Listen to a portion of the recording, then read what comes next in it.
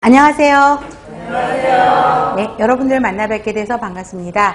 자, 대박 열린 고시학원에서 간호사 국가고시 대비 기본간호학 강의를 맡고 있는 오정화입니다. 자, 여러분들이 기본간호학 그러면 학생 때 어떠셨어요? 기본간호학 이론도 듣고 실습도 들으셨었죠? 하셨었죠? 그런데 자, 기본간호학 그러면 간호학에서 가장 기본적인 내용을 다루고 있는 게 기본간호학입니다. 그래서 우리가 실제 여러분들이 임상에서 간호사들이 하고 있는 기본간호술이 여기에 속하는 것이죠. 근데 여러분들이 실습하면서 할 수 있는 간호 수행이 뭐가 있었을까요? 기본간호가. 많은 제한점들이 있었을 거예요. 그렇죠? 학생이다 보니까 제한점들이 많았어요. 간호사 선생님들이 여러분에게 위임하는 게 거의 없었을 거예요. 그러다 보니까 실습을 통해서 익혀야 되는데 이론적인 것만 익히고 지금 시험을 보려니까 어려워요. 내 거가 아니에요. 머리로만 외웠던 부분. 그러다 보니까 조금 어려운 부분들이 있을 수 있고요. 자, 그래서 막상 시험에 도달하면 의외로 성인 간호학도 여러분들이 어렵다고 이야기를 하시지만 또 어렵다고 말씀하시는 게 기본간호학이에요. 그래서 기본간호학이 막상 시험에서는 문제가 어렵게 느껴지실 수도 있고요. 또 기본간호학의 문제가 점점 난이도가 올라가고 있는 상황이기도 합니다. 그래서 여러분들이 조금 더 열심히 공부를 하실 수밖에 없는데요. 기본간호학을 보면 아까도 말씀드렸지만 공통 부분이 굉장히 많아요. 기본이기 때문에. 그래서 제가 강의하고 있는 모성간호학에도 공통적인 부분, 아동간호학에도 공통적인 부분, 또 간호관리학에서도 공통적인 부분들이 굉장히 중복되어 있는 내용들이 많습니다. 그래서 예전에는 그 문제들이 기본간호학에서 나왔다 그러면 이제는 그 부분들이 각각의 과목으로 다 들어가요. 여성의 생식기 검진에 대해서는 여성건강간호학 시험 문제로 빠지고 있고요. 아동과 관련되는 부분도 아동으로 빠지고 있어요. 그렇기 때문에 난이도가 올라간다라고 설명들을 하고 있습니다. 그래서 기본간호학 정리를 굉장히 잘 해놓으시면 여러 나머지 과목에서도 도움을 굉장히 쉽게 받으실 수 있는 과목이 이 과목입니다. 자, 학원 기본서를 보시면 우리 아동에서와 마찬가지로 기본 개념과 문제풀이로 이루어져 있습니다. 그래서 핵심 이론을 먼저 공부하시고 관련된 문제를 풀어보는 방식으로 진행을 할 건데요. 다시 한번 말씀드리지만 가장 중요한 거는 뭐라고요? 기본 개념 정리가 가장 중요하다고 이야기를 되어 있죠. 그래서 정확하게 기본 개념을 정리하지 않는 이상 문제만 풀면 전혀 도움이 안 된다고 다시 강조하고 있습니다. 그렇기 때문에 저랑 같이 기본 개념을 다시 한번 정리할 수 있는 기회라고 생각해 주시면 감사하겠습니다. 자, 기본간호학 문제는 몇 문제예요? 30문제예요. 그래서 여러분들이 예상 출제 문항수라고 하는 유인물을 받으셨을 겁니다. 자, 기본간호학에서 여러 단원이 있는데 가장 많이 나오는 부분이 어디예요? 투약간호예요. 기본적으로는. 그래서 지금까지도 제일 많이 나왔던 게 투약간호 부분이 제일 많이 나오고 있고요. 그 다음에 나오는 것들이 안위에 대한 부분들이 점차 증가가 되고 있습니다. 그래도 각각의 단원별로 3문제씩은 평균적으로 골고루 나눠져 있죠. 간호 개요를 보세요. 간호의 기본 개념, 간호과정, 건강사정분도 이 부분도 평균 3문제 정도로 나왔었어요. 근데 2년 전부터 이 문제들이 조금씩 줄어들고 있어요. 내용은 외워야 될 게 많은데 이 부분은 조금 줄어들고 있으면서 안위 부분하고 그 다음에 투약간호 부분에 굉장히 비율이 점차 증가가 되고 있고요. 그 다음에 낙상 사고 위험, 특히 JCI에서 인증평가와 관련해서 JCI 검증을 받고 있는데요. JCI에서 제일 우선 모토로 내세우는 게 환자 안전이에요. 그래서 안전에 대한 부분들도 굉장히 강조가 되고 있는 걸 볼 수가 있을 겁니다. 그래서 그 부분도 점차 문제가 비중이 올라가고 있다고 보시면 되겠습니다. 자, 그래서 기본간호는 여러분들이 학생 때 기본간호 실습하면서 느꼈던 것들을 기억들을 또 올리면서 공부를 하면은 훨씬 더 많은 도움이 되실 거라고 생각을 하고요. 또 기본간호학을 충실히 해놓으면 어때요? 여러분들이 실제 면허를 따시고 임상에 가셨을 때 좀 더 도움이 될 거라고 저는 생각을 해보겠습니다. 그래서 여러분들이 기본에 충실해서 우리가 열심히 해보리라고 믿어 의심치 않습니다. 잘 저랑 같이 호흡 맞출 수 있으시겠죠? 네, 좋습니다. 먼저 간호의 기본 개념을 보겠습니다. 자, 간호의 기본 개념에서, 자, 우리 간호의 기본 개념 하면 기본적으로 4가지 카테고라이즈로 나눠지죠. 뭐로 나눠지죠? 인간. 인간이라는 게 뭐냐? 그 다음에 건강이라는 게 뭐냐? 환경이라는 게 뭐냐? 그 다음에 간호라는 게 뭐냐? 라고 해서 4가지 카테고라이즈로 나눠져 있습니다. 여러분들이 기본간호학 그러면 1학년 때 간호학 개론 많이 배우셨지 않아요? 거기에서 요 개념들 학자별로 외우는 거 굉장히 힘들었던 기억이 저는 나거든요. 그걸 열심히 외우면서 시험을 봤는데 생각보다 점수는 별로였던 것 같은 기분이었어요. 그래서 이 기본 개념이 4가지의 개념으로 정리가 돼 있죠. 간호의 기본 개념. 그래서 인간, 건강, 환경, 간호 이 부분을 보시면 될 것 같아요. 먼저 인간에 대한 개념이에요. 자, 인간의 정의에서 2줄로 정리가 되어 있는데 어떤 부분이 핵심일까요? 통합된 전체죠. 그 다음에 환경과 상호작용해요, 안 해요? 하는 거죠. 상호의 환경과 상용하고 있는 존재. 그 다음에 부분의 합보다 크다라는 것으로 정의를 하면 되겠어요. 그래서 체계이론의 관점이라고 되어 있고 행동이론의 관점, 통합론론 관점이라고 3가지 관점에서 이야기를 하고 있습니다. 자, 체계이론은 시스템이에요. 그래서 체계가 만들어져 있는데 환경과 조직을 인간으로 보면 인간은 환경과 스스로 개방되어 있는 시스템으로 만들어져 있어서 인간과 환경이 스스로 끊임없이 상호작용하고 있는 것으로 본다는 거죠. 그래서 개방체계로 본다는 거죠. 시스템 이론이에요. 그래서 개방체계라는 걸 기억하셔야 되겠고요. 행동이론의 관점은 환경 변화에 인간이 가장 만족스러운 행동을 취하려고 함으로써 환경에 대한 안정상태를 유지하려고 하는 행동을 취한다는 관점이죠. 그 다음에 통합론적 관점이에요. 여러분들이 나중에 공부하시겠지만 관리에서 설명이 될 건데요. 구조론적 관점, 인간론적 관점이라고 이야기를 하고 있어요. 구조론적 관점에서 보여지는 거는 인간을 무시했고요. 인간관계론에서는 너무나 인간만 강조해서 인간 무시, 여기는 구조를 무시했다라는 거죠. 여기서 나타나는 단점들이 많이 노출되어서 그 다음에 구조와 조직과 그죠? 인간을 통합하는 통합론적 관점으로 접근하기 시작했다는 거죠. 그래서 분리될 수 없는 통합적인 전체라고 이야기를 하고 있고요. 지금처럼 아까 말했던 부분의 합보다 크다라고 이야기를 했죠. 그 현재로는 통합론적 관점에서 훨씬 더 보고 있고요. 개방적인 체계 시스템으로 가지고 있다 정도만 기억을 하시면 되겠습니다. 그 다음에 인간의 기본 욕구에서 대표적으로 매슬로우는 어떤 이론이죠? 우리 큰 소리로. 자, 큰 소리로. 매슬로우는 어떤 이론을 이야기했어요? 욕구 단계 이론이에요. 자, 이 부분은요, 관리와 공통 내용이에요. 관리에서도 굉장히 강조를 할 겁니다. 우리 성인에서도 이거 나오죠. 그죠? 자, 매슬로우는 몇 가지 욕구 단계를 가지고 있죠? 가장 기본적인 문제. 5가지. 5가지를 큰 소리로 이야기해 볼까요? 생리적인 욕구, 그 다음 안전, 그 다음에 안정의 욕구, 그 다음에 사랑, 그 다음에 소속감의 욕구, 그 다음에 자아, 존중의 욕구, 그 다음 자아, 실현의 욕구. 그래서 가장 난이도한 문제는 이 5가지를 물어보는 문제죠. 그래서 매슬로우는 5가지 욕구를 가지고 있는데 계단을 만들고 있대요. 그래서 이렇게 계단을 위로 이렇게 올라가는 단계죠. 그래서 매슬로우 욕구의 특징이 뭐예요? 밑에서 위로 하나씩 올라가는 거죠.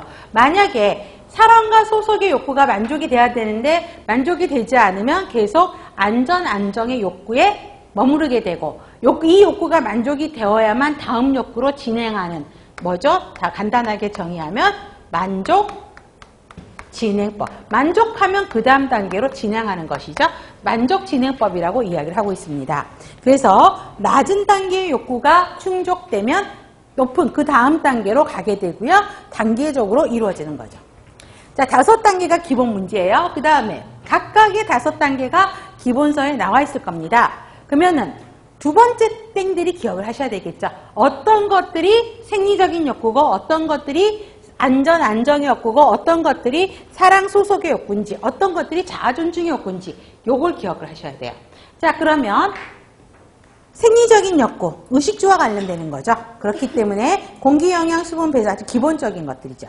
그 다음에 안정의 욕구는 안전과 관련되는 거죠. 그래서 활동, 탐구, 그 다음에 안전에 대한 것들이고요. 그 다음에 여러분들 다음 페이지에 두 번째 땡이요. 목발을 사용하는 환자가 다칠까봐 불안해한다라는 거는 매슬로우 욕구의 어느 단계인가? 이게 실제 기출문제예요. 그러면 목발을 써서 다칠까봐 걱정하는 거니까 안전에 대한 욕구죠. 그죠? 그렇게 문제 풀이하시면 되고요. 그 다음에 3번도 발표하세요. 실제 기출에서 나왔던 거죠. 사랑과 소속이요. 그래서 사랑 주고받는 거, 소속감에 대한 거. 그래서 환자와 의료진이 같은 옷감의 옷을 사용하는 거. 세 번째 땡 발표하세요. 어느 병동에서 이거 많이 하고 있죠? 그렇죠. 소아청소년과요. 자, 소아 환자들이 간호사를 봤을 때 간호사를 보면 어떤 생각이 들어요? 아, 예쁜 누나다 이거예요? 아니에요. 왜? 자기에게 침습적인 행위를 하는 나쁜 사람이에요. 소아 환자가 입원하면 간호사들이 제일 먼저 뭐 하죠? 물론 히스토리 테이킹 하죠. 그 다음에 뭐예요? 체열하고 IV부터 잡아요. 그러면 애들 입장에서는 나 때 아픈 주사를 찌르는 나쁜 사람이에요. 그죠? 그렇기 때문에 그런 불안감, 공포감을 줄이기 위해서 아동하고 친해져야 되잖아요. 그렇기 때문에 간호사 유니폼의 그 천과 그죠? 소아 환자의 환자복이 똑같은 천으로 만들어져 있어요. 그것도 동물 캐릭터로. 그죠? 만들어진 거. 이러한 것들이 사랑과 소속감의 욕구죠. 그 다음에 같은 질환 환자들의 동질감. 그래서 같은 환자분들이 자기 건강에 대해서 걱정하고 그러면 뭐예요? 같은 질환을 앓고 있는 사람들 팀을 만들어서 그러니까 소속감을 만들어서 친밀 집단을 만들어서 하면은 거기서 정보를 얻고 또 거기서 인간관계가 만들어져서 만족감을 얻게 되죠. 이러한 것들이 사랑과 소속감의 욕구예요. 그 다음에 자아 존중의 욕구죠. 인정받고자 하는 욕구예요. 그래서 성취감, 자긍심을 느끼는 거. 그 다음에 자아 실현 욕구죠. 그래서 개인의 가능성을 최대한 발휘해서 자신의 잠재력을 도달하려고 하는 거. 이러한 것들이 그 각각의 욕구의 특성입니다. 그래서 기본간호학에서도 이 문제도 나오고요. 관리에서도 굉장히 이 문제 많이 나와요. 매슬로우 욕구에서는. 여기서 정리해 놓으면 관리에서는 쉽게 스킵할 수 있겠죠. 그렇죠? 그 다음에 성장 발달입니다. 자, 성장 발달 봐보세요. 어디서 봤던 내용이에요? 아동간호학에서 했던 내용이에요. 그거 그대로 반복하고 있어요. 그래서 이것도 좀 빠르게 넘어갈 거예요. 중복되는 부분에 대해서는 시간 투자 안 해요. 성장과 발달. 성장은 어떤 개념이라고 그랬죠? 양적 개념. 그래서 키, 체중. 아동에서는 키, 체중만 나왔죠? 근데 여기서 뭐가 또 들어가 있어? 치아, 골격. 이런 것들이 성장이죠. 발달은 질적인 거, 지적인 거라 그랬어요. 대표적인 게 뭐라고요? 언어 발달. 그 다음에 이거는 평생 간다고 했었죠. 평생까지 지속한다는 게 발달의 특성이라고 했어요. 그 다음에 성장 발달의 원리, 이것도 아동에서 했던 거죠. 계속. 근데 이 부분은 기본에서도 문제가 나오지만 아동에서도 더 많이 나오는 것이에요. 그래서 머리에서 다리, 중심에서 말초, 양측성 대칭적이다. 단순한 거에서 복잡한 거로 바뀌고 한쪽 방향으로만 진행되고 예측 강해져 있고 순서는 정해져 있지만 개인차가 있어서 속도나 비율에 따라서는 개인차가 있을 수밖에 없다라는 거. 이거 했던 내용이죠. 그렇죠? 어렵지 않아요? 그 다음에 성장 발달 단계 보세요. 태아기, 신생아기, 영아기, 유아기, 학령전기, 학령기, 청소년기. 그러면 여기는 뭐가 더 추가가 돼 있나? 성인 전기, 중년기, 노년기가 들어갔죠. 자, 기본은 성인기까지 다 들어간 거예요. 노년기까지. 그러다 보니까 3개만 추가됐고 학령기, 청소년기까지는 아동에서 다루었던 내용들이 다 들어가 있어요. 그래서 어렵지가 않아요. 우리 배웠던 부분 다시 정리하면 되겠죠? 자, 신생아기에는 왜 저혈당에 빠질 위험이 있죠? 특히 저혈당은 우리 엄마가 임신성 당뇨인 환자들이 분만했을 때 엄마로부터 받았던 당이 스탑이 되니까 저혈당에 빠질 위험이 있다는 것이고요. 그 다음에 3번에서 영아기에서는 가장 중요한 멘트가 어떤 걸까요? 우리 다 했던 내용 아니야, 영아기에서? 자, 성장 속도가 가장 빠른 시기, 제1 급속 성장기. 자, 아동간호학 수업 들으셨죠? 기억 더듬어 보세요. 그 다음에 영아 출생 체중이 출생 시 몸무게 2배인 건 언제? 2배인 건 언제? 6개월 그러면 안 된다 그랬죠? 내가 아까 뭐라 그랬죠? 아동 시간에? 언제 2배라고 그랬어요? 출생 시 2배. 100일 때쯤 3, 4개월. 그쵸? 그 다음에 세배가 되는 건 언제? 돌 때. 그래서 1년이니까 몸무게 3배. 이해되셨죠? 그 다음에 치아, 유치는 언제부터 난다? 6개월. 그쵸?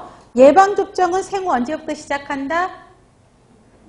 물론 출생 시에 1주 내에 B형 간염 맞아야 되고 한 달 이내 BCG 맞아야 되고 여기서 말한 생후 2개월은 뭐예요? DPT부터 시작하는 이야기예요. 그래서 시작하는 거고 보시면 되겠고 애착관계, 신뢰감 만들어져야 되죠. 그 다음에 유아기죠. 유아기는 아까 학문적인근이 발달하면서 뭐가 훈련이 시작돼야 된다? 그렇죠. 배뇨 훈련 시작돼야 되죠. 그래서 언제부터 시작해야 된다? 그렇죠. 2년. 그렇죠. 24개월. 2년 외우셔야 되고요. 그 다음에 어휘 사용량 설명했죠. 유치가 모두 나는 게 보통 몇 년? 2.5년에서 3년이라고 했어요. 그래서 3살 때 들어가는 거죠. 그 다음에 이때는 걸어다니면서 호기심이 많아서 사고가 많이 일어난다고 했었죠. 탐색 기능이 활발하게 작동되고요. 그 다음에 학령전기예요. 자, 사회화 시작되죠. 이때부터 어린이집 다니면서 사회화가 시작이 되고요. 학령전기도 뭐였죠? 누구를 동일하죠? 동성 부모 동일이에요. 동일시에서 모방을 통해서 배우게 되고 이때 성에 대해서 안다 그랬었죠. 이거를 무슨 기라고 그랬었죠? 프로이드로 따지면 남근기라고 이야기했죠. 그래서 성에 대한 차이를 알기 시작하는 거죠. 그 다음에 학령기는 학교에 들어가죠. 그래서 학교에 들어가면서 보시면 학교 활동에 참여를 통해서 협력, 자기 통제력이 발달하게 되고 사회화가 이루어지는 거죠. 그 다음에 청소년기는 2차 성징에 나타나고 신체적으로 신장이 굉장히 급성장하게 되죠. 그 다음에 2차 성징 발달, 친구들이 굉장히 주교하게 되죠. 그 다음에 성인 전기가 아마 여러분들이 속한 시대예요. 그래서 미래에 대한 계획, 목표 설정하는 것이고 중년기는 영향력이 커지면서 그죠? 배우자와 친숙한 관계를 형성해야 되고요. 중년기가 힘들죠. 자녀를 독립시켜야 되고 노부모도 봉양하는 세대가 중년기고요. 그 다음에 노년기는 좀 별표해 주세요. 퇴직에 대한 거. 퇴직함으로써 경제적인 위축에 대한 적응들이 일어나야 되고요. 그 다음에 서서히 나이가 들어가면서 주변 친구들이 사망하는 사태들이 일어나기 때문에 죽음에 대해서 수용해야 되고요. 사회적 역할 변화요. 특히 여자분들은 괜찮은데 남자분들은 직장에서의 인간관계가 굉장히 그게 다예요 사실은. 그런데 직장에서 퇴직하고 나면 뭐가 된다 그러죠 여러분들? 조금 비하하는 말. 퇴직하는 아빠를 비하하는 말. 그렇죠. 주부시니까 아시겠네요. 삼시기. 그렇죠. 그렇죠. 삼시기가 되는 사태가 벌어지게 되죠. 굉장히 비하하는 슬픈 이야기예요. 그렇기 때문에 사회적인 역할 변화에 받아들여야 돼요. 그러다 보니까 친구들 관계가 끊어져요. 자기 취미생활 없어요. 직장생활을 열심히 하다 보니까. 그쵸? 근데 마누라는 어때요? 와이프들은 남편 안 바라보고 그때부터 친구 찾아 나가기 시작하죠. 공급 끓여놓고. 그죠? 남자분들이 굉장히 더 힘들다라는 거죠. 그 다음에 그래서 동년배와의 유대관계가 굉장히 중요해요. 여자분들은 관계 형성을 잘 맺어요. 그래서 제 나이 또래 50 이후 60대 가면 제가 요즘에 어딜 여행을 갔다 왔는데 이제 국내 여행을 갔는데 거기 갔는데 제가 젊은 층이에요.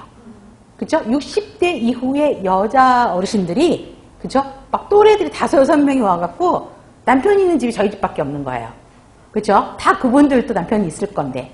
근데 어때? 굉장히 소다스럽고 소란하죠. 근데 남자들끼리 온 팀이 없어요. 그죠? 그런 세대들이 이제 이 노년기의 세대들인 거죠. 그래서 지금 남학생들 앉아있죠. 관계 잘 해놔야 돼요. 그죠? 나중에 노년기에 대비해서. 그래서 동년배와 유대관계가 중요하다. 자, 그 다음 5번부터 보세요. 5번. 그 다음에 6번, 7번. 이거 어디서 봤죠? 그렇죠. 아동간호학에 있는 거 그대로 제가 똑같이 카피해 왔어요.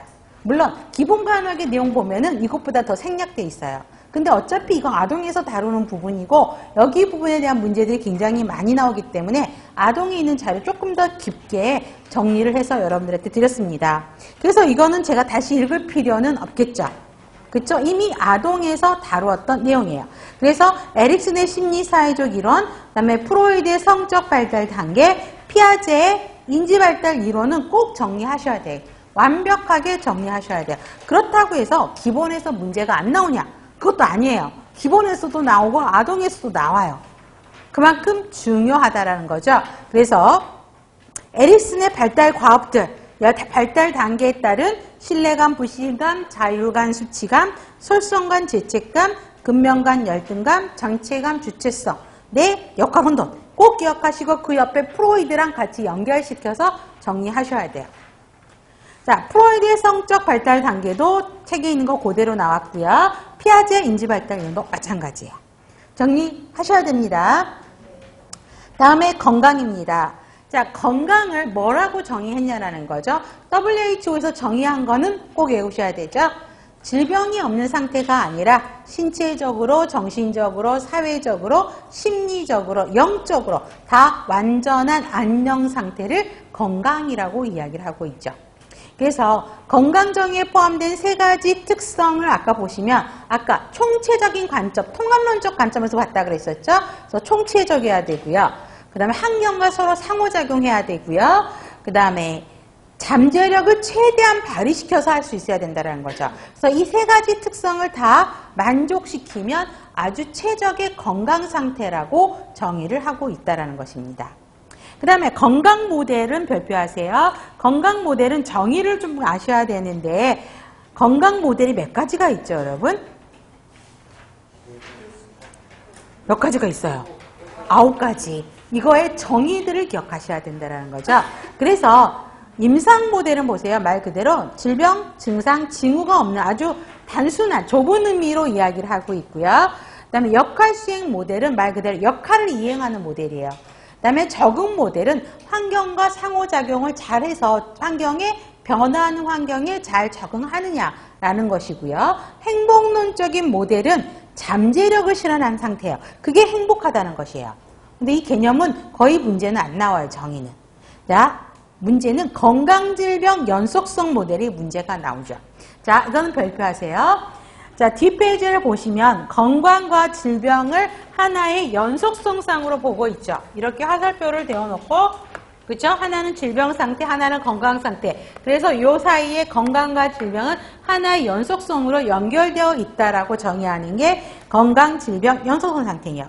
그래서 다시 9페이지로 와서 첫 번째, 유동적이라는 거죠. 건강했다가, 그렇죠? 오전에는 건강했다가 오후에는 조금 힘들어져서 안 좋을 수 있죠. 그렇죠? 그렇기 때문에 유동적이라는 거. 그 다음에 건강은 환경에 잘 적응하는 역동적인 상태로 이야기를 하고 있다는 거. 요거 외우시면 될 것 같아요. 다음에 6번 병인 숙주 환경 모델이에요. 그러면 세 가지 요인이 있다라는 거예요. 세 가지 요인이 뭐예요? 병인, 그쵸? 숙주, 환경. 이 세 가지가 서로 상호작용을 잘해서 원만한 관계를 이루는 게 건강이라고 이해한다는 거죠. 그래서 세 가지의 상호작용에서 생기는 위험 요인을 확인하는 거라고요. 그래서 병인이 있고요.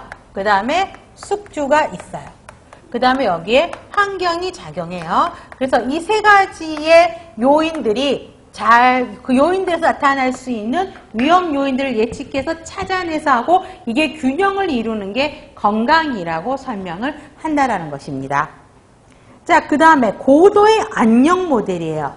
자, 첫 번째 줄 보세요. 질병 건강 연소성과 환경과의 상호작용을 이야기를 하고 있다라고 이야기를 하고 있어요. 그러면 고도의 안녕 모델, 건강 아까처럼 질병의 연속선상 이거죠.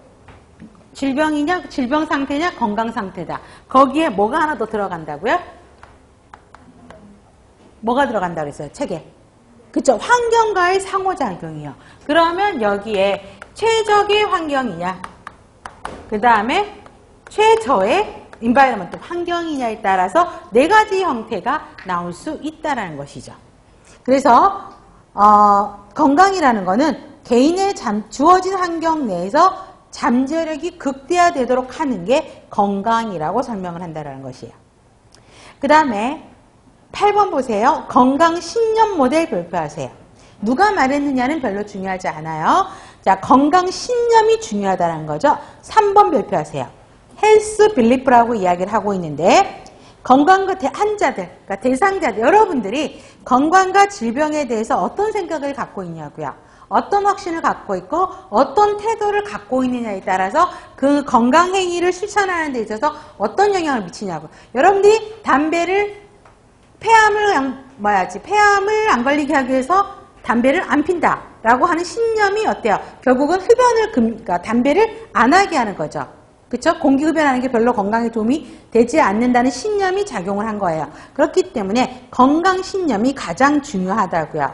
그래서 4번 건강 관련 행위를 함에 있어서 건강 관련 행위를 하는데 어떤 게 중요하냐고. 그렇죠. 지각이 중요하다는 거죠. 그 건강에 대한 지각을 잘 파악을 해야지만이 건강 행위가 나올 수 있다는 것이죠. 자, 그래서 1번 건강의 신념과 행위의 관계, 그 사람이 가지고 있는 대상자들이 가지고 있는 신념이 어떠냐에 따라서 행위가 긍정적인 행위를 그러니까 긍정적인 결과를 가져올 수 있는 행위를 하느냐, 또 그 신념이 어떠냐에 따라서 부정적인 결과를 가져오는 행위를 하느냐 관계를 보이는 거죠. 건강과 관련해서 어떤 행동을 할 것인가, 또 그런 치료에 대해서 어떻게 순응할 것인가에 따라서 정해지는 모델이 건강 신념 모델이에요. 그래서 대상자의 지각, 신념, 행위에 영향을 주는 요인들을 파악해서 간호 플랜을 세우는데 도움이 되는 거. 그러니까 신념 모델에서 가장 핵심은 뭐예요? 건강, 신념, 지각이라는 말을 기억하셔야 돼요. 자, 그러면 그림을 보세요. 오른쪽 페이지에.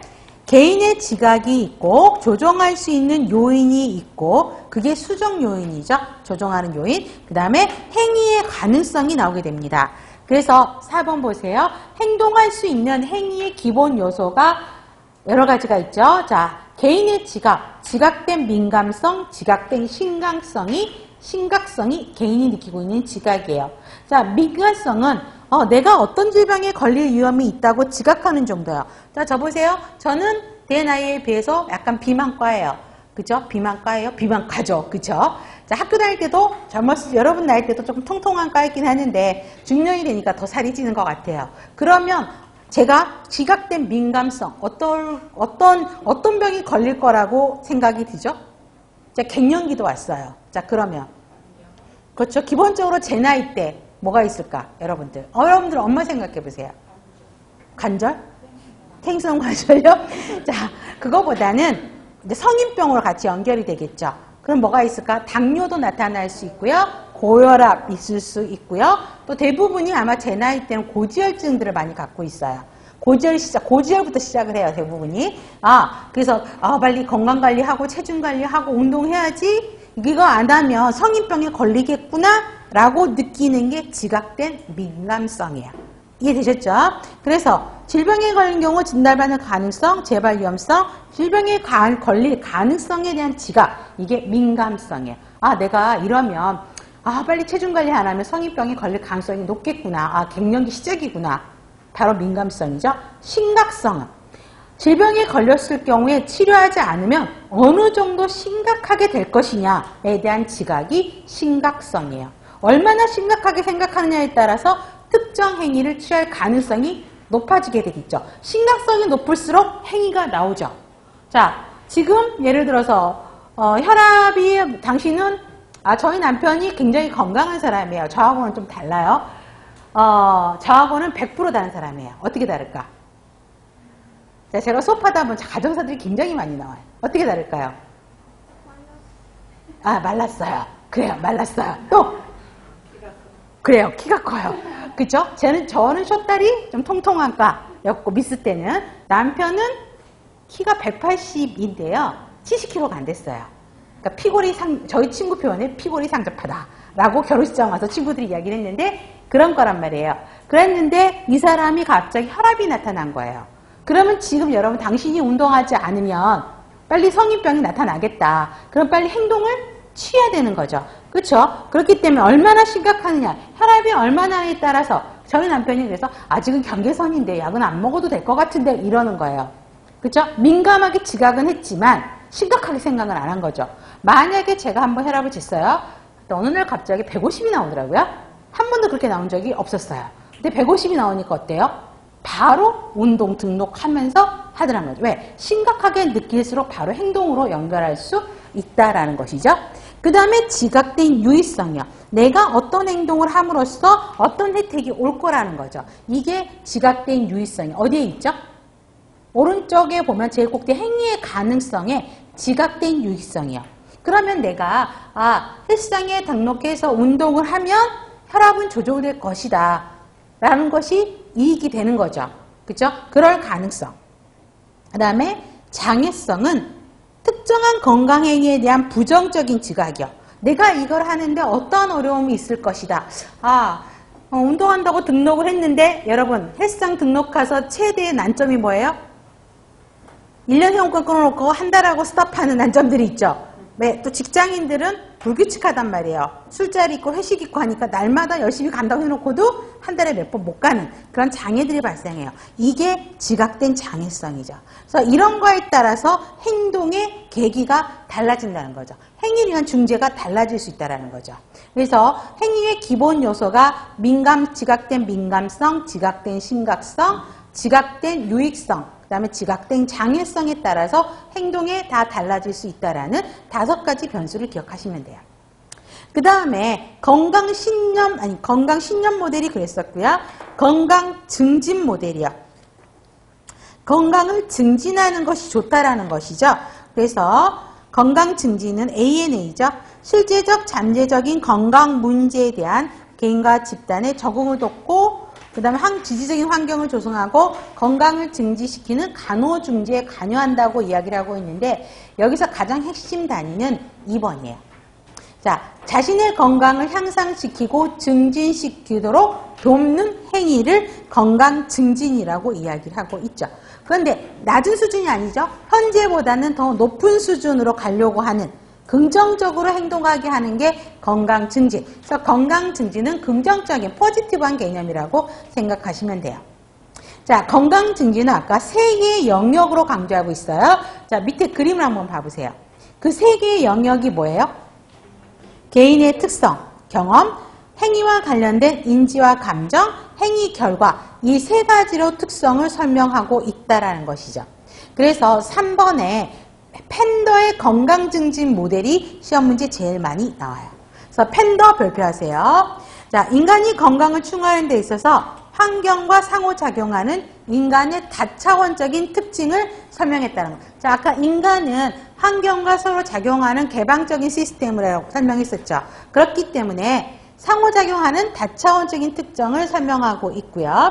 그 다음에 2번째 줄에서 건강증진이란 더 높은 건강과 안녕 수준에 도달할 목적으로 어떤 활동을 하는 것, 이거를 건강증진이라고 정의를 하고 있죠. 자, 4번 개인이 지각한 건강의 중요성, 지각된 통제력이 작용을 한다는 거죠. 자, 그림을 보시면 자, 개인의 특성과 경험에는 2가지가 있어요. 이전에 어떤 내가 건강을 위해서 어떤 행동을 했느냐, 그죠? 이런 비만이 금방 왔을까요? 누적돼서 나타난 거겠죠. 아기 낳고 나서 체중이 회복이 안 됐다던가, 그죠? 그게 쌓여서 또 2번째 임신이 돼서 그게 체중으로 고착화되는 그러면서 그거에 대해서 어떤 네가 건강 증진을 해서 어떤 운동을 했느냐, 이러한 것들이 이전과 관련된 행위들이죠. 그 다음에 개인적인 요인에 의해서 달라질 수밖에 없어요. 건강 증진 행위는. 그 다음에 행위별 인지와 정서요. 자, 여기서 보시면 활동에 대한 지각된 유의성에 대한 정의를 써놨는데요. 예방적인 행위가 질병 예방에 효과가 있으리라고 믿는 주관적인 거예요. 객관적인 거 아니죠. 그래서 내가 이런 활동을 하면 어떤 이득이 올 것이다 라고 느끼는 거죠. 내가 지금 성인병에 걸리겠구나 라고 생각해서 운동을 했다 하면, 운동을 하면 최소한 체중 증가는 안 되겠구나, 그죠? 그러면 조금은 줄어들겠구나 라는 느낌이 있는 거, 이러한 것들이 지각된 유의성. 자, 장애는 방해가 되는 요인이라는 거죠. 자, 지금까지는 열심히 운동을 다녔어요. 그런데 이제 국시 특강이 이루어지죠, 그죠? 그러면 제가 방학 때 국시 특강 과목 4과목에 또 공무원 시험 강의까지 있어요. 그러면 5과목을 강의를 해야 돼요. 7, 8월 달에. 그러면 갑자기 루즈했던 게 타이트해지죠. 그럼 저녁에 운동하면 최소 2시간이거든요. 저 같은 왔다 갔다 한 시간까지 하면. 그럼 그 2시간을 빼기가 쉽지가 않아요. 그래서 오늘 아침에도 오면서 2시간을 잠깐 그러니까 2달을 헬스장을 등록을 좀 휴지기를 좀 가질까라고 하는 게 뭐예요? 장애성이에요. 그쵸? 갑자기 일이 많아지니까 피곤하고 시간도 없을 거란 말이에요. 그쵸? 그 다음에 자기 효능감이요. 자, 행동과 관련된 정서에 의해서 영향을 받는 거라는데 내가 그래도 긍정적일수록 해낼 수 있다라고 믿으면 훨씬 더 건강 증진 행위에 영향을 미칠 수 있죠. 자, 그러면 잠깐 쉴까? 그렇다가 아니야. 건강을 위해서는 나는 할 수 있어. 나는 슈퍼우먼이 될 거야. 할 수 있어. 라고 할 수 있다고 하면 바로 건강 증진 행위로 연결되는 것. 이게 자기 효능감이에요. 자, 여러분. 지금 여러분들이 물론 건강 증진 행위를 안 하고 있긴 하지만 어떤 효능감을 갖고 여기 앉아 있어요? 국시 시험에 난 떨어질 것이다? 아니죠. 그쵸? 국시 시험에 열심히 하면 합격할 것이다. 나는 이 정도는 합격할 수 있다라는 자기에 대한 신뢰를 갖고 여기 앉아 계시는 거죠. 이게 자기 효능감이에요. 그러다 보니까 어때? 나는 이 정도 할 수 있어. 그럼 뭐 해야 돼? 공부해야 되는 거죠. 그쵸? 이런 거랑 연결되는 거. 그 다음에 활동과 관련된 정서요. 행동을 지속하느냐, 중단하느냐는 이거와 관련되는 거죠. 정서가 많이 작용하고요. 그 다음에 다른 사람들의 생각이 어떠냐고요. 너 그래가지고 운동해갖고 살 빠지겠어? 다른 것 좀 해봐. 라고 하면서 또 어떤 사람은 뭐 필라테스를 하라고 하는 사람도 있을 거고 어떤 사람은 뭐죠? 지방분해 하라고 할 수도 있는 거잖아요. 다른 사람들의 영향에 의해서도 건강 증진 행위가 달라질 수 있다라는 것이죠. 그 다음에 상황에 따라서 달라질 수 있다라는 것이에요. 그래서 행위별 인지와 정서가 중요하다는 것이죠. 그래서 우리가 지금 건강 증진 모델이죠. 그래서 건강 증진 행위를 할 수 있도록 하는 중요한 동기가 뭐다? 행위별 인지죠. 행위별 인지가 어떨수록 긍정적일수록 나는 이거를 할 수 있다고 믿을 수 있는 효능감이 클수록 그쵸? 훨씬 더 건강 증진 행위를 강하게 할 수 있다라는 것입니다. 그 다음에 행위 결과에 따라서 어때요? 계속 계획을 만들고 할 수 있다라는 거죠. 건강 증기를 할 수 있는 것. 이러한 것들이 나오게 되는 거죠. 그래서 세 가지 영역으로 나눠져 있고 개인이 지각하고 있는 건강의 중요성, 그 다음에 건강 증진 행위, 그 행위에 대한 인지도에 따라서 건강 증진 행위가 결정된다라고 생각하시면 될 것 같습니다. 자, 그 다음에 세 번째, 질병 단계, 질병 행위요. 슈만이 한 건 중요한 게 아니에요. 문제가 이미 나와요. 슈만이 정의한 질병 단계는 무엇인가? 슈만이 정의한 질병 행위는 무엇인가? 단계를 물어보는 문제가 실제 기출이죠. 자, 몇 단계일까요? 5단계로 정의가 되어 있죠? 자, 그러면 첫 번째 1단계 우리 큰 소리로. 자, 증상이에요. 자, 갑자기 콧물이 나고 머리가 아프고 열이 나요. 그쵸? 증상을 경험하는 단계. 그래서 여러분들이 어떻게 하죠? 일단 열이 나면? 엄마 열나. 그 다음에 엄마 열나. 그러면 여러분 엄마가 뭐해요? 약 찾아주죠. 예, 약 먹하는 엄마 참 냉정한 엄마예요. 약 찾아서 갖다 줘야죠. 아니면 여러분들이 스스로 찾아 먹던가. 셀프 메디케이션을 해야 되는 단계. 이게 질병, 그러니까 1단계 증상 경험이에요. 그래서 증상이 나타나고, 내가 뭔가가 정상이 아니구나. 배가 피로가 누적됐구나. 감기인가? 이런 거. 이런 게 증상 경험. 그래서 가정에서 자가약물 치료를 처음부터 병원 가진 않죠. 뭔가 소화가 안 되면 소화제 찾고, 열이 나면 해열제 찾고. 이게 1단계예요. 그러면 2단계가 별표, 실제 시험이에요. 환자 역할 취하기, 환자 역할 수락 단계예요. 그러니까 질병이 그래 감기가 있어 아파 심각한 증상들이 있어서 있다고 생각하고 뭐라 그래요? 친구한테 전화해요. 나 감기 걸렸어. 아니면 남친한테 전화해. 나 아파. 막 이러고 하는 게 환자 역할 취하기예요. 그래서 수동적인 모습을 보이는 거죠. 이게 2단계. 그래서 3번 보세요. 여기에서 증상이 악화되면 건강관리 체계에 접촉을 가져. 여기서 조절이 안 돼. 그럼 병원 가는 거죠. 그래서 4번 별표예요. 정상적인 근무 및 역할 기대에서 벗어나도 용인이 된다. 이 말이 뭐냐면 저희 애가 아침에 열이 좀 나서 갔어요. 그랬는데 선생님한테 선생님 아침에도 약을 먹었는데요. 학교에서도 계속 열이 나요. 선생님 조퇴 좀 시켜주세요. 그럼 선생님이 계속 있으라 그럴까요? 전화 오죠 엄마한테. 애가 계속 아프다고 아침부터 열이 있었다면서요. 그럼 애가 힘들어하니까 집에 조퇴를 시키겠습니다. 라고 하는 거는 용인이 된다는 거죠. 여러분 학생 때 많이 하셨지 않아요? 학교 가기 싫으면 어떻게 했죠? 선생님한테 문자 보내죠. 선생님 제가 지금 열이 많이 나서요. 오늘 수업이 못 갈 것 같은데요. 그럼 선생님이 나오라 그러던가요? 아니죠. 요즘은 무서워요. 어떻게 하죠? 진단서 끊어오라 그러죠. 녀석 체크 점수에 반영해야 되니까. 근데 예전에는 저희 때는 그런 거 없었어요. 아프다 그러면 그래 쉬어라 이렇게 한 게 많았었거든요. 이게 지금 말하는 환자 역할 취약이에요. 그 다음에 3단계는 아파도 이제 아파서 해결이 안 되니까 어때요? 병원 가야죠. 그래서 건강관리 접촉이에요. 의료진을 찾아가는 단계가 건강관리 접촉이에요. 그래서 건강 전문의 의료인이죠. 질병을 인정하지 않으면 정상적인 상태로 돌아가는 거고 또 그 말에 대해서 신뢰성이 없어. 그러면 우리나라 특성이 뭐예요? 아, 저 의사 좀 이상해. 또 딴 병원으로 돌아가죠. 그래서 병원 투어 현상들이 벌어지는 거죠. 그래서 건강관리 접촉 단계. 4단계는 말 그대로 전문인이 당신이 어디 아픕니다라고 하니까 의존적인 환자 역할, 진짜 환자 역할을 하는 거죠. 그래서 전문적인 치료를 수용하게 되고 독립성 포기하고 의료인에게 의존하는 상황이요. 그렇죠? 그 다음에 회복 단계는 회복 및 재활 단계죠. 환자 역할을 이제 끝내고 이전의 상태로 최적의 수준까지 기능할 수 있도록 하는 단계. 또 연구 장애가 있을 경우에는 신체 기능 변화에 따라서 거기에 적응하는 자가간호 훈련들이 필요한 게 회복 및 재활 단계죠. 그래서 이 단계를 물어보는 문제들이 제법 많습니다. 그래서 이 단계 옆에 땡땡이라 그러나 아래 땡이 있죠. 요것들을 써놓고 어떤 단계냐고 물어보는 문제들이 많아요. 구별하시면 되겠습니다. 다음에 환경입니다. 자, 네 가지 카테고라지에서 환경의 이제 개념을 설명하고 있는데 환경은요 간호관리에 중복된 내용이 굉장히 많아요. 거의 똑같아요. 자, 환경 보세요. 그래서 시험 문제는 항상 온도, 습도가 나와요. 관리에서도 항상 이 문제 나왔었어요. 병원에 적합한 환경 뭐냐고요? 온도 몇 도?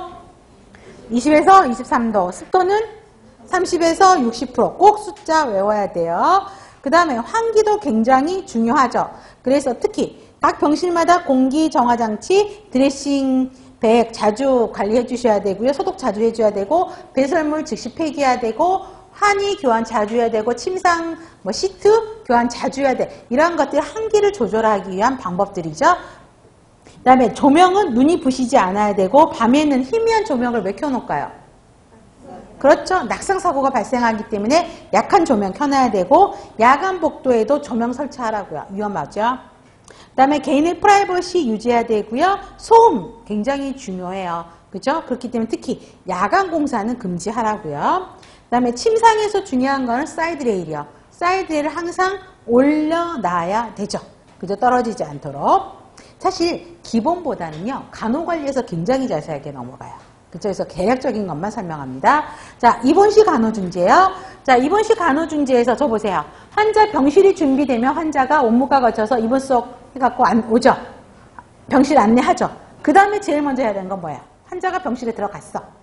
제일 먼저 해야 되는 거. 환자복 갈아입으세요. 자, 또 어떤 게? 제일 먼저는 담당 간호사 소개해요. 그쵸? 담당 간호사가 주고 환의 갈아입고 잠깐만 기다리시겠어요? 하고 이제 히스토리 테이킹 하죠. 그래서 담당 간호사 소개하는 게 가장 먼저예요. 병실 앞에다가 환자 그 담당 간호사 이름표 부착하고. 그죠? 자, 그 다음에 대상자 오리엔테이션을 해야 되죠. 그래서 제일 먼저 오리엔테이션은 어떤 것부터 하던가 여러분? 이것도 관리해서 자세하게 할 거예요. 어떤 것부터 하던가? 병실 오리엔테이션부터 하죠. 그러면 환자 입원했을 때 오리엔테이션 해야 될 내용이 아닌 것은 이렇게 문제가 나가거든요. 어떤 것들을 주로 간호사들이 설명하던가요? 그 병실의 구조. 그쵸? 자, 여기는 여기 이렇게 생겼고요. 간호사실은 여기 어디가 있고요. 그 다음에 배선실은 어디 있고, 뭐 주방기구 쓸 수 있는 데는 어디 있고, 화장실은 어디고, 이거 설명하죠. 샤워실이랑. 또 뭐 설명해요? 간호사들이 꼭 설명해야 되는 거. 콜백 사용하는 거. 그 다음에 또 설명해야 되는 거. 침대. 사이드레일. 사이드레일 한다. 사이드레일은 당연히 설명해야 되고요. 침대 머리 올리고 발치 올리고 하는 요거 돌리는 거 있죠. 이거 설명해야 되고 환자들이 또 여기에 걸려서 넘어져요. 그러니까 안으로 밀어넣는 거. 또 전동침대, 자동으로 되는 전동침대라면 전동침대 작동하는 방법 설명해야 되고 그다음에 요즘에 사물함들이 개인 도구라고 되어 있죠. 그죠? 비밀, 뭐라고 그러지? 개인 비밀 창고? 뭐라고 그러죠? 개인 보관함. 그죠? 그런 거 비밀번호 하는 거 작동하는 방법 설명해야 되고요. 자, 그런 것들을 입원시 오리엔테이션에 다 설명해야 돼요. 그 다음에 이제 기본적으로 환자가 수술하러 왔다 그러면 수술과 관련된, 질환과 관련된 것들을 설명해야 되죠. 그 다음에 이제 간호사실로 오셔서 기본적인 히스토리 테이킹을 하셔야 된다는 이야기예요. 그 다음에 전과전 동시에 간호중재. 아직은 여러분들이 이런 거 해보질 않아서 이론적으로 알고 있는데, 자, 중요한 거는 전과는 여러분 과가 바뀌는 거고요. 그 다음에 전동은 병실 이동을 하는 거죠. 그래서 병실 이동할 때 자장 쳐보세요. 가장 중요한 거는 환자 의무 기록을 업무과로 다 보내서 처치할까요? 아니죠. 의무 기록이랑 환자 썼던 기록지들은 다 그대로 옆에 병동으로 가야 되고, 사용하고 있던 약물은 약국에 반납해요? 아니죠. 환자 갈 때 같이 짐이랑 같이 약이랑 같이 옆에 병동으로 가야 되고, 만약에 검사 예약이 되어 있어요. 그러면 우리 병동에서 입원했던 검사 예약은 취소하고 옆에 병동 가서 다시 예약하세요? 아니죠. 거기에 여러분들 이런 기록지 보셨을 거예요.